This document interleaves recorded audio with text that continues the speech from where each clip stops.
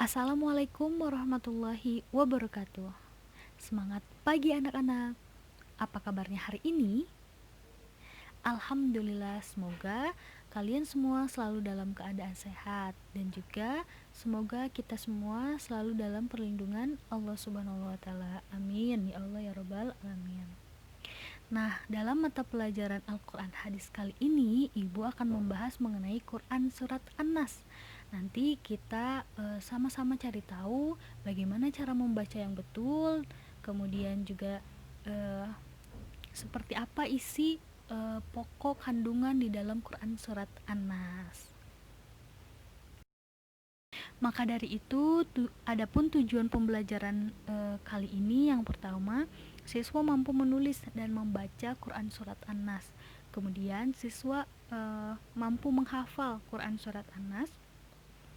Dan yang ketiga yaitu siswa dapat memahami kandungan Quran Surat An-Nas. Al-Quran adalah petunjuk bagi manusia. Dan ketika kita membacanya, kita akan mendapatkan pahala. Setiap surat di dalam Al-Quran mempunyai pesan atau makna isi kandungan dari surat tersebut. Nah, salah satunya Quran Surat An-Nas. Nah, kira-kira apa ya pesan ataupun makna kandungan dari Quran Surat An-Nas? Kita cari tahu sama-sama ya. Tapi sebelum itu, kita bacakan terlebih dahulu Quran Surat An-Nas. Bismillahirrahmanirrahim. Dengan nama Allah yang Maha Pengasih, Maha Penyayang. Qul a'udzu birabbin nas. Katakanlah, aku berlindung kepada Tuhannya manusia, Malikin nas.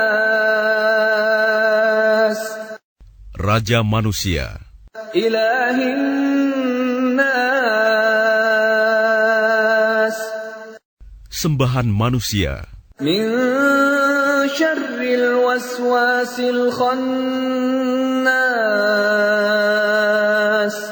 dari kejahatan bisikan setan yang bersembunyi, Alladzi yuwaswisu fi sudurin nas. yang membisikkan kejahatan ke dalam dada manusia, Minal jinnati wan nas. dari golongan jin dan manusia. Kandungan Surat An-Nas. Surat An-Nas merupakan surat ke-114. Surat An-Nas ini merupakan surat yang terakhir di dalam Al-Quran. Kenapa demikian? Karena di dalam Al-Quran itu hanya terdapat 114 surat. Jadi otomatis surat An-Nas ini merupakan surat terakhir. Surat An-Nas juga terdiri atas 6 ayat. Surat An-Nas merupakan termasuk golongan surat Makkiyah. Masih ingat tidak surat Makkiyah itu apa? Iya, betul sekali. Surat Makkiyah adalah surat yang diturunkan sebelum Nabi Muhammad SAW hijrah ke kota Madinah. Betul sekali. An-Nas memiliki arti yang artinya manusia. Adapun isi pokok surat An-Nas, yang pertama, perintah kepada manusia agar berlindung hanya kepada Allah dari segala macam kejahatan yang datang ke dalam jiwa manusia. Baik kejahatan itu bersumber dari golongan jin atau golongan manusia. Kemudian selain perintah untuk berlindung hanya kepada Allah, juga ada perintah untuk ketika kita meminta pertolongan itu hanya kepada Allah, bukan yang lain. Beribadah, ketika beribadah kita harus ikhlas hanya kepada Allah, dan juga meminta perlindungan hanya kepada Allah dari hal-hal yang memang di luar kemampuan kita. Lalu sikap kita harus seperti apa? Kita harus berlindung hanya kepada Allah, berlindung dalam keadaan sehat, sakit, takut, dan lain-lain. Nah, pada saat ini di negara kita, bahkan di beberapa negara luar pun sedang terjadi yang namanya wabah. Tentu saja dengan terjadinya wabah ini banyak yang sakit. Nah, untuk itu kita harus meminta perlindungan agar terbebas dari wabah. Dengan cara seperti apa? Dengan cara ikhtiar dan berdoa. Ikhtiarnya seperti apa?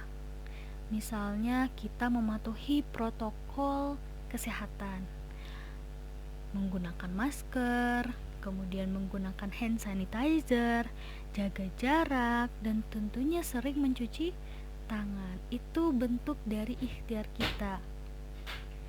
Kemudian selain kita ikhtiar, jangan lupa juga kita selalu berdoa, meminta perlindungan, meminta pertolongan hanya kepada Allah. Ketika terjadi wabah, mintalah perlindungan agar kita terhindar dari wabah ini. Kemudian ketika kita sakit, mintalah perlindungan, mintalah pertolongan hanya kepada Allah. Nah, selain kita harus berlindung baik dalam keadaan sehat, sakit, dan lain-lain, kita juga harus berlindung dari kejahatan, baik kejahatan yang bersumber dari golongan jin ataupun manusia. Nah, contoh kejahatan dari golongan jin itu seperti sihir.